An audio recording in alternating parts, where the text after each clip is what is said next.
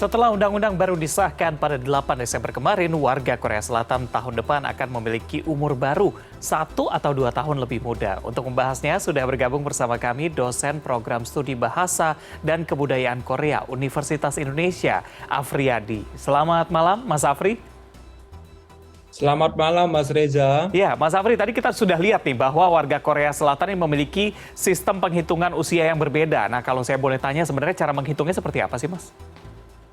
Ya, kalau kita berbicara soal umur masyarakat Korea, terdapat 3 cara penghitungan umur, Mas. Yang pertama ada yang disebut sebagai Mannai, atau yang kita kenal sebagai perhitungan internasional. Sama seperti yang kita gunakan di Indonesia maupun di negara lain ya secara internasional. Misalnya, saya lahir tanggal 2 April tahun 2000. Maka per April 2022, umur saya baru 22 tahun. Saya akan menjadi umur 23 ketika 2 April 2023 mendatang. Nah, ini perhitungan internasionalnya atau disebut Mannai dalam bahasa Korea. Sedangkan perhitungan kedua, yaitu yang disebut Hanguk Dai atau perhitungan umur Korea. Maksudnya apa? Masyarakat Korea itu percaya bahwa bayi yang baru lahir itu sudah berumur 1 tahun. Jadi proses pertumbuhan bayi di kandungan selama 9 bulan itu dibulatkan menjadi 1 tahun. Ya, ketika seorang bayi lahir, maka ia sudah otomatis berumur 1 tahun. Dengan perhitungan ini, maka jika saya lahir 2 April tahun 2000, umur saya sekarang bukanlah 22 tahun, tetapi 23 tahun. Ya. Nah, perhitungan ketiga itu ini yang menurut saya yang paling unik dan hanya saya temukan di Korea ya, Mas. Ya, ini yang disebut Yonnai. Maksudnya apa? Maksudnya orang Korea itu menghitung pertambahan usia bukan menggunakan tanggal pasti kelahirannya, melainkan menggunakan tahun baru sebagai patokannya, sebagai standarnya. Ya. Jadi setiap tahun baru, nanti tanggal 1 Januari, kita sudah bertambah 1 tahun. Jadi kalau kembali ke perhitungan saya tadi, kalau saya lahir tanggal 2 April tahun 2000, sekarang umur internasional saya 22 tahun, umur Korea saya 23 tahun, nanti setelah 1 Januari 2023, umur saya jadi 24 tahun. Terlepas dari saya sudah ulang tahun atau belum. Seperti itu. Jadi satu orang itu bisa punya umur 1-2 tahun lebih tua setiap tahunnya.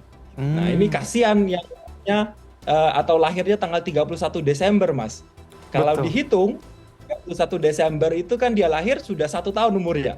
Kemudian keesokan harinya 1 Januari, maka dia akan jadi 2 tahun dalam waktu 2 hari. Ini korupsi umurnya, Mas. Oke, berarti cukup unik juga ya. Tapi kalau misalnya kita bicara soal sejarah begitu ya, sebenarnya bagaimana awal sejarahnya mereka bisa menerapkan penghitungan umur yang secara berbeda dari standar internasional ini? Oke, sebenarnya tidak ada catatan pasti kapan sistem penghitungan demikian ini diterapkan di masyarakat Korea ya. Jadi adanya hanya spekulasi, Mas. Salah satu spekulasi yang saya tahu adalah sistem ini diadaptasi dari sistem penghitungan naik tahtanya seorang raja. Jadi ketika seorang raja naik tahta, tahun pemerintahannya itu disebut Wonnyeon atau tahun pertama. Tidak ada tahun 0. Jadi yang ada tahunnya tahun pertama. Misal saya ambil contoh Raja Dinasti Joseon, Lee Seong-ge, naik tahun 1392. Maka tahun 1392 itu disebut tahun pertama naik tahtanya raja. Ketika tahun berikutnya, maka itu menjadi tahun kedua. Terlepas dari bulan berapa dia naik tahtanya. Yang penting itu sudah dihitung menjadi tahun kedua. Jadi tidak ada istilah tahun 0 dalam budaya Korea. Adanya tahun pertama. Nah, inilah yang tanda kutip diduga mempengaruhi penghitungan umur Korea. Tidak ada tahun 0, tetapi tahun pertama adanya. Sehingga ditambahlah 1 tahun pada setiap umur orang Korea. Seperti itu, Mas. Oke, menarik ya Mas Afri. Jadi kalau misalnya saya tanya sebenarnya dalam penggunaan sehari-hari, nah usia yang mana yang digunakan dari 3 penghitungan usia tadi? Nah, untuk penggunaannya ini unik sekali. Ketiga jenis penghitungan tadi digunakan secara bergantian.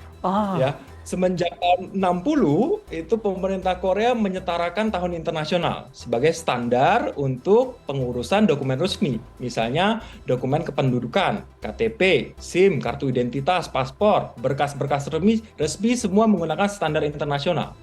Tapi ada beberapa penghitungan yang tidak menggunakan standar ini. Misalnya penghitungan wajib militer.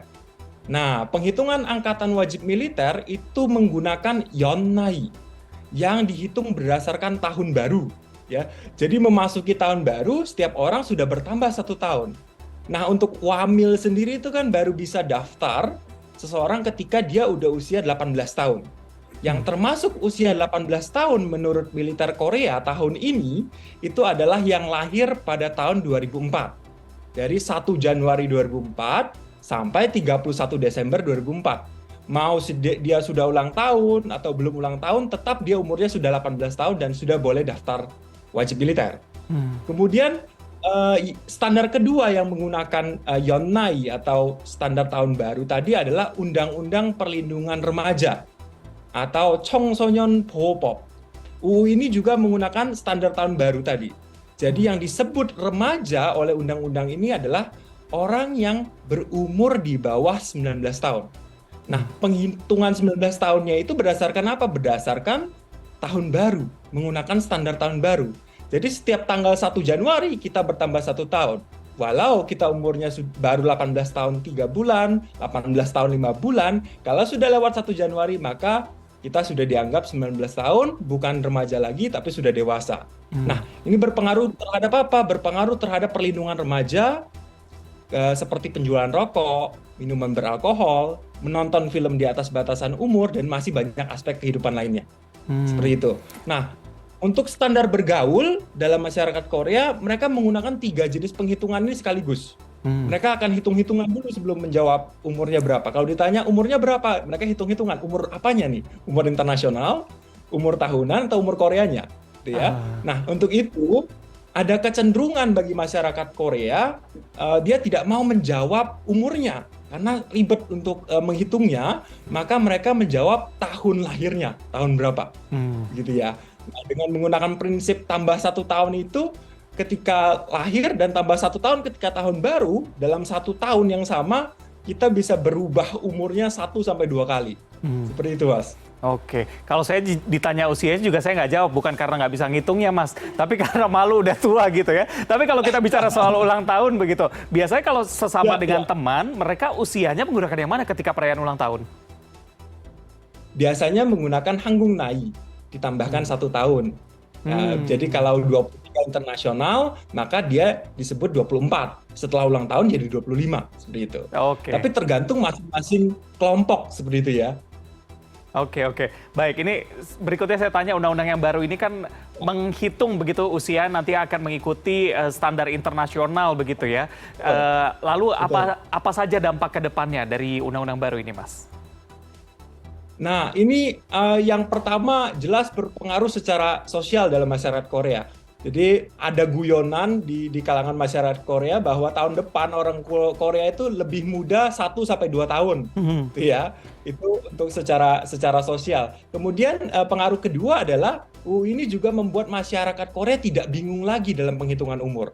Ini kerap terjadi ketika tidak ada standar dalam penghitungan umur. Misalnya seperti apa? Misalnya ketika pemberian vaksin dan obat.